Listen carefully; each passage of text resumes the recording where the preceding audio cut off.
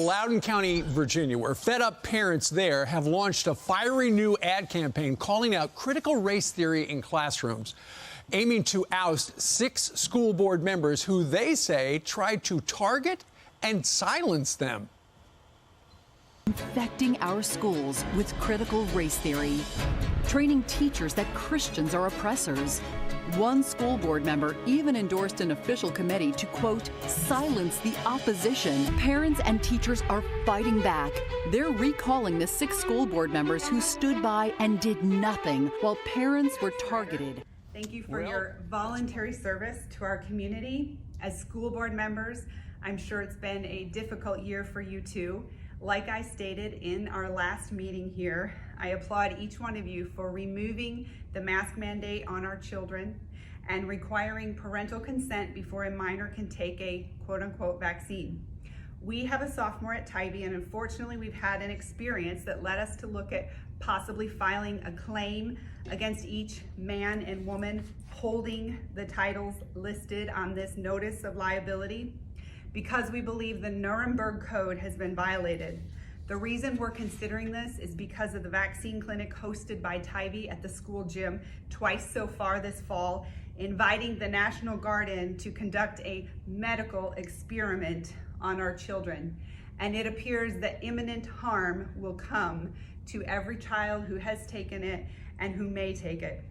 It remains to be determined if this action constitutes recommending a medical experiment to minors.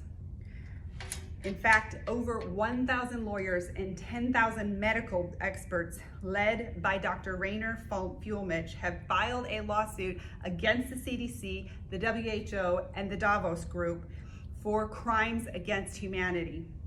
Under Article 32 of the 1949 Geneva Convention for the experimental vaccine is in violation of all 10 of the Nuremberg codes, which carry the death penalty. Don't take my word for it. Do your own research. That's why I provided the notice of liability to each of you over the weekend so that you could research it.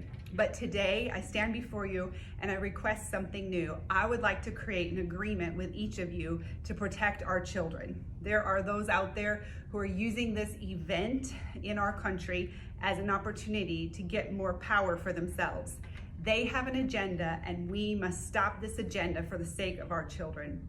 For example, New York is offering incentives like AirPods and scholarships, enticing youth to take the vaccine. This is sick and wrong and must never be allowed here in our state. In my opinion, we must expose evil, protect our children, oppose tyranny, and restore freedom. And so I'd like to create an atmosphere of partnership with parents, educators, and students. I do not want to file this case, but if I am required, I will. In Hudson, Ohio, Mayor Craig Schubert is asking all 5 school board members of his town to resign or face possible criminal charges over high school material, course material that he said a judge called child pornography. In the book, 642 Things to Write About, provided to high school students enrolled in Writing in the Liberal Arts 2, there was a prompt that asked the students to write a sex scene you wouldn't show your mom, and another which said, rewrite the sex scene from above into one that you'd let your mom read. The time has come that parents are demanding full transparency and full accountability. So I humbly provide these possible courses of action. I'm here to ask this school board 2 questions. I respectfully reclaim my time for any and all of your responses. I'd first like to say I have done my research. I have your documentation from Johns Hopkins and OSHA that prove that the mask and the ppm that's being caused through the mask, which is, it's science, stuff that people don't want to talk about right now, prove that they're dangerous not only to the adults who are sitting around wearing them, but most importantly to the children. I also have the letter here that was sent to the superintendent talking about the funds that the state of Illinois and the federal government were going to give them. And then I kept on searching and I kept thinking, with all this information about how dangerous these masks are, and then not to mention this experimental gene therapy they're calling a vaccine. Why would this school keep doing this? So I decided to follow the money, and I went through report after report after report, and then suddenly right there in the school letter itself, operational strategy for K through 12 schools, phase prevention, CDC, COVID-19, right here, completely against the Nuremberg Code of the United States of America. I want to ask you this question to this board. Are you in possession of or slated to receive any state, federal, or private funding and or grants from any entity on the condition of universal masking, vaccine, which I guess, again, is experimental gene therapy, or any other COVID-related protocols for staff or students in the entire Vandalia, Illinois school system? Yes or no?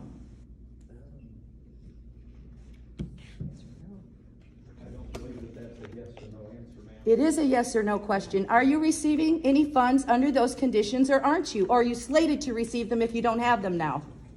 We will receive our general student aid as we comply with the rules of the Illinois State Board of Education. Which right here says universal masking, universal vaccine coming. Right here, this is the rules you're following, and I have the letters to show it. I'd also like to inform you that I am aware that the state of Illinois received $5,054,988,054 for their COVID-related, right here. This here county, or this here school system, just the Vandalia school system, for complete full compliance gets $750,647, and they said it's $3,946.91 per student.